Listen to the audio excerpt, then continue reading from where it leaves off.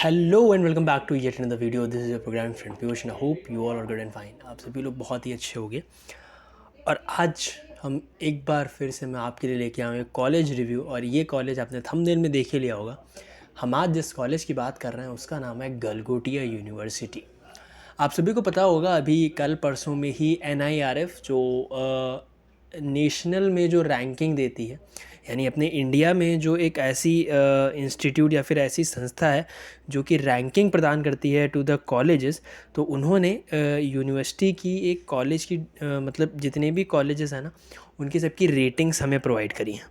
तो उन रेटिंग के बेस पे आपके पास क्या है, कुछ यूनिवर्सिटीज़ जो हैं टॉप यूनिवर्सिटीज़ उनको वहाँ पे लिस्ट किया गया है, या फिर इंडिया की जितनी भी इंजीनियरिंग प्रोस्पेक्टस या मैनेजमेंट वगैरह वगैरह के उस पर कुछ यूनिवर्सिटीज़ डाली गई हैं। NIRF ही है जो कि अपना रैंकिंग देता है यूनिवर्सिटी की, और वही एक मेन आपकी जो है ना वही एक मतलब उसको माना जाता है। तो इसमें टॉप 10 या टॉप 20 में तो समझो ज़्यादातर तो IIT या NIT ही भरे पड़े।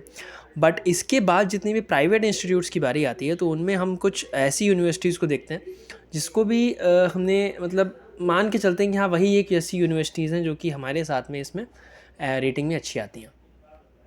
आज मैं ऐसी एक यूनिवर्सिटी जो कि हमारे उत्तर प्रदेश की है, तो गलगोटिया यूनिवर्सिटी की बात करते हैं। गलगोटिया यूनिवर्सिटी जो है ये आपकी ग्रेटर नोएडा गौतम बुद्ध नगर में स्थित है उत्तर प्रदेश में।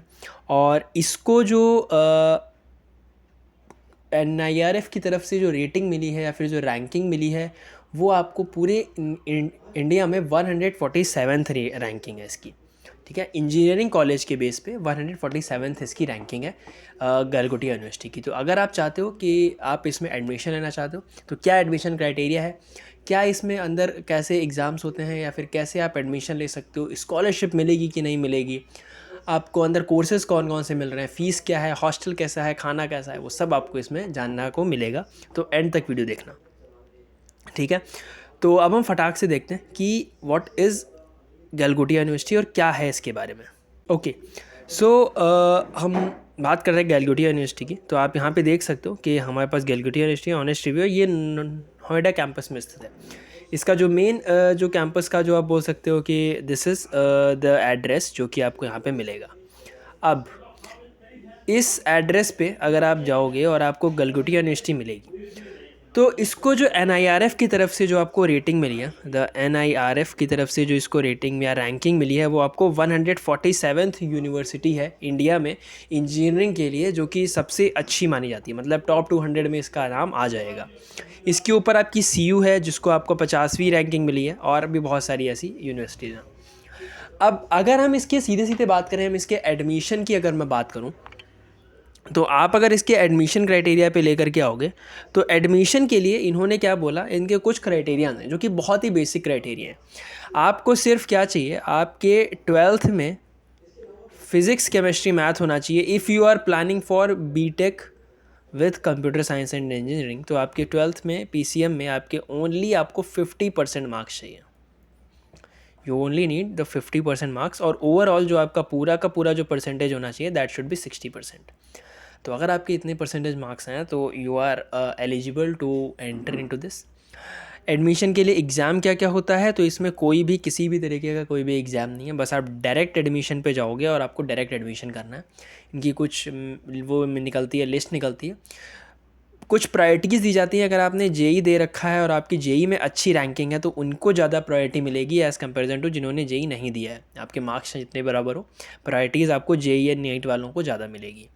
ठीक, अब इसमें क्या चीज़ है, जैसे ही आपकी उसमें लिस्ट में नाम आ जाता है कि आप एडमिशन के लिए आप मतलब एलिजिबल हो, सो आपको उस केस में आपको क्या करना है, you have to pay 20,000 rupees amount as a booking amount, जिससे कि आपकी सीट जो है वहाँ पे फिक्स हो जाती है। मतलब आपकी जो फ़ीस है वो आप अलग दोगे, बट अभी आप क्या देते हो, आपको 20,000 अमाउंट आपको बुकिंग अमाउंट देना पड़ेगा इसके लिए। क्लियर? तो ये 20,000 अमाउंट आपको तब देना है जब आपकी लिस्ट में आपको पहले एडमिशन फॉर्म, जो कि उनकी वेबसाइट पे है, नीचे वेबसाइट का लिंक दिया है, वहाँ पे आपको सब कुछ मिल जाएगा। तो वहाँ पे आपको जा करके इसका सब कुछ देना है। तो ये इसका एडमिशन प्रोसेस है, वहाँ पे 20,000 दोगे, फिर जब ये बताएंगे उसके 1 मंथ के अंदर अंदर आपको क्या करना है, सारा पैसा जितना भी है आपको पे कर देना है। ठीक है, जितना भी पैसा, जितनी भी फ़ीस चलती है। अब इनके जो कोर्सेज़ हैं, कोर्सेज़ वाइज इनकी कुछ फ़ीस है। अब इन कोर्स में हमारे पास में डिफरेंट फीसेस हैं, बट जो एक बेसिक फ़ी है या फिर कह सकते हो बीटेक कंप्यूटर साइंस की जो फ़ीस है दैट इज़ 1,49,000 पर ईयर। अब इसको आप 4 से गुणा कर लो तो इतनी है, यानी पर सेमेस्टर आपकी कुछ मान के चलो कि 75,000 रुपीज़ पर सेमेस्टर आपका पड़ रहा है। ठीक है, 1,49,000 पर ईयर आपको सिर्फ आपको कॉलेज की फ़ीस देनी है, और ये आपकी फ़ीस है बीटेक विद कंप्यूटर साइंस। इनके कुछ अलग अलग प्रकार के इनके कुछ कोर्सेज दे रखे हैं इन्होंने, जिसमें आपको मिल जाएगा BTech in computer science engineering, जो कि सिंपल सा है, मतलब ये आपका सिंपल है बीटेक सीएससी, इसमें कोई भी स्पेशलाइजेशन आपको नहीं मिलेगा। फिर आप इन कुछ इतने से चीज़ों में आप स्पेशलाइजेशन कर सकते हो, जिसमें आर्टिफिशियल इंटेलिजेंस आ गया, डेटा साइंस आ गया, साइबर सिक्योरिटी आ गया, बिजनेस एनालिटिक्स आ गया, computer networks, data analytics, cyber security, AI, machine learning in association with upgrade. ये इस मुझे सबसे अच्छा लगा कि आप अपग्रेड के एसोसिएशन में आप इसमें से कर सकते हो। मतलब अपग्रेड जो है वो ऑनलाइन कराता है, एक ऐसा प्लेटफॉर्म है जो कि आपको ऑनलाइन डिग्री प्रोवाइड कराता है अपग्रेड। तो अपग्रेड कैंपस से भी आप कर सकते हो, आईओटी पे भी कर सकते हो, गेमिंग टेक्नोलॉजी अगर आपको गेमिंग में इंटरेस्ट है तो, और क्लाउड कंप्यूटिंग। इनकी फ़ीस अप्रॉक्सीमेटली 1,49,000 के आसपास ही है, कुछ थोड़ा बहुत ऊपर नीचे होगा तो आप वो बात कर लोगे, या फिर आपको वेबसाइट पे जाके इसकी सारी डिटेल्स मिल जाएंगी। अब यार ये तो बात हो गई कोर्सेज़ की। अब आप बोलोगे भैया इन्होंने मशीन लर्निंग कुछ नहीं दिया, तो इन्होंने एक अलग से स्पेशलाइजेशन निकाला है, बीटेक इन एमएल। ठीक है, बीटेक इन मशीन लर्निंग। यहाँ पे जितना भी है कोई मशीन लर्निंग नहीं, आप डेटा साइंस देख सकते हो, artificial intelligence and machine learning है, बट इन्होंने एक अलग से एक क्राइटेरिया निकाला है बीटेक इन मशीन लर्निंग, जो कि इस स्पेशलाइजेशन में नहीं है, ये अलग से है। मतलब सीएससी भी करोगे बट आप ये बीटेक इन मशीन लर्निंग, आपको डिग्री किस में मिलेगी, एमएल में डिग्री मिलेगी, ना कि कंप्यूटर साइंस एंड इंजीनियरिंग में डिग्री मिलेगी। तो अगर आप मशीन लर्निंग फील्ड में आगे डेटा साइंस वगैरह करना चाहते हो तो you should do this one, otherwise आपको इन कोर्सेज़ में से आप कोई भी कोर्स यहाँ पे चूज़ कर सकते हो। ठीक, अब रही बात हमारे इसमें प्लेसमेंट वगैरह की, तो हम इसमें अगर प्लेसमेंट की बात करें तो अभी जो इनका जो प्लेसमेंट का जो क्राइटेरिया है, वो इन्होंने प्लेसमेंट के लिए जो अपनी वेबसाइट पे या जितना भी मैंने लोगों से पूछा, तो इनकी 5th सेमेस्टर में इनके कंपनीज आनी शुरू हो जाती हैं। 5th सेमेस्टर मीन्स आपके दूसरे साल के बाद, दूसरा साल, आधा दूसरा साल जो होता है उसके बाद आनी शुरू हो जाती है। और पहले आपको इंटर्नशिप के लिए कंपनीज आती हैं, कुछ कंपनीज इंटर्नशिप के लिए आती हैं, बट आपको ज़्यादातर अगर आपको खुद इंटर्नशिप करनी है तो आपको खुद से ढूंढना पड़ेगा, ऑफ कैंपस आपको इंटर्नशिप ढूंढनी है। प्लस फिर आप जैसे ही आप 6th सेमेस्टर में आते हो, या फिर आप बोल सकते हो 6th सेमेस्टर के बाद जब प्लेसमेंट इनका शुरू हो जाता है, तो उस प्लेसमेंट के लिए बहुत सारी कंपनीज आती हैं, like TCS, Wipro, Cognizant, Amazon, और भी बहुत प्रकार की कंपनीज आती हैं जो कि बहुत सारा पैकेज ले जाती हैं। इनका जो पैकेज का जो क्राइटेरिया है वो 4.5 LPA जो है दैट इज़ एवरेज पैकेज। ठीक है, और जो हाईएस्ट पैकेज अभी जो गया है वो 30 LPA के अप्रॉक्स गया है, जो कि आई गेस माइक्रोसॉफ्ट या अमेज़ॉन ने दिया, मैं करेक्ट नहीं हूँ, वो आपको मतलब डिटेल नहीं बता सकता मैं कौन से, बट हाँ this is the highest package जो कि इस साल यानी कि 2021 बैच के लोगों ने दिया हुआ है। ठीक, ये चीज़ है। हमें सबको पता है कोविड में कुछ ऑनलाइन चीज़ें आ गई थी, तो इन्होंने एक अपना ऑनलाइन प्लेटफॉर्म शुरू किया था जहाँ पे आप पढ़ सकते हो, जहाँ पे आप बुक्स वगैरह देख सकते हो, तो वो भी सब चीज़ें था, तो इन्होंने बहुत अच्छी चीज़ की थी। ठीक है, तो ये आपका 30 LPA वाला जो है ये आपका प्लेसमेंट का क्राइटेरिया। कितने बच्चे भैया प्लेस हो जाते हैं, तो आपके कुछ 98 to 99% बच्चे जो आपके हैं प्लेस हो जाते हैं अप्रॉक्सीमेटली, मतलब इतना तो आपका 95+% है। ठीक, आपको अपनी एक सीट चाहिए यार, वो निकाल लेना सही ठीक ठाक पढ़ के। ठीक, अगर आप कोडिंग के लिए बहुत अच्छे हो, if you are good in coding, आपको कोडिंग में इंटरेस्ट है और आप सीरियसली कुछ करना चाहते हो, तो कॉलेज में बहुत प्रकार के क्लब्स आपको मिलेंगे, हैकाथॉन वगैरह जो कराते हैं, जो आपको कोडिंग के लिए आपको प्रेरित करते हैं, वो आपको मिलेगा, तो आप उनको ज्वाइन कर सकते हो। प्लस आपके जो कल्चरल इवेंट्स, अगर मैं इसमें बात करूँ तो कल्चरल इवेंट्स बहुत सारे होते हैं, बिकॉज हर चीज़ पढ़ाई नहीं होती, कितना पढ़ोगे, तो कुछ कल्चरल इवेंट्स भी हम करेंगे। तो इसमें आपके टेक्निकल फेस्ट, टेक फेस्ट, और आपका कल्चरल फेस्ट होता है, ईयर वाइज कल्चरल फेस्ट आपको मिल जाता है, तो ये सब भी आपको फेस्ट इसमें देखने को मिलते हैं। बहुत से लोग इसमें आ चुके हैं। गलगोटिया में इन्होंने प्रधानमंत्री जी को भी बुलाया था एक बार, इनका एक टेक समिट टाइप का कुछ होता है, और जुबिन नौटियाल वगैरह भी इसमें आ चुके हैं। तो PM जहाँ पे आते हैं तो मतलब कुछ ना कुछ तो कॉलेज अच्छा ही है यहाँ पे। ठीक है, एक टाइम था जब APJ अब्दुल कलाम को बुलाया जाता था।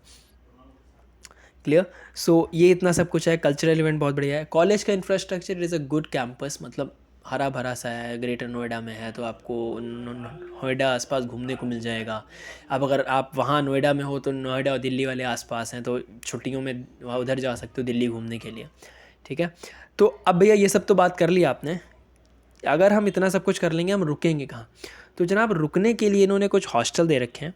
गर्ल्स के लिए इनके पास 2 हॉस्टल हैं, मतलब 2 प्रकार के इनके पास रूम है, एक ट्रिपल ऑक्यूपेंसी का है और एक ट्रिपल ऑक्यूपेंसी अटैच्ड वॉशरूम है दोनों में, बट एक एसी है एक नॉन एसी है। मतलब गर्ल्स के लिए इन्होंने 2 प्रकार के रखे हैं, एक एसी एक नॉन एसी, और उसमें 3 लोग ही रहेंगे, जिनकी जो फ़ीस है वो 1,40,000 आप अगर एसी रूम लेते हो और 1,15,000 रुपये अगर आप कौन सा लेते हो, नॉन एसी रूम, ठीक है। बॉयज़ के लिए आपके पास 4 प्रकार के रूम हैं, कुल मिला के कह सकते हो 5 प्रकार के रूम हैं का आपका ट्विन ऑक्यूपेंसी में आपको 2 मिल रहे हैं, एसी और नॉन एसी। एसी का एज ऑब्वियस 1,40,000 में है और 1,10,000 पर एनम ये है। अब यहाँ पे देखो ट्रिपल में गर्ल्स के लिए एक्स्ट्रा फैसिलिटी इन्होंने दे रखी है, अटैच्ड वॉशरूम।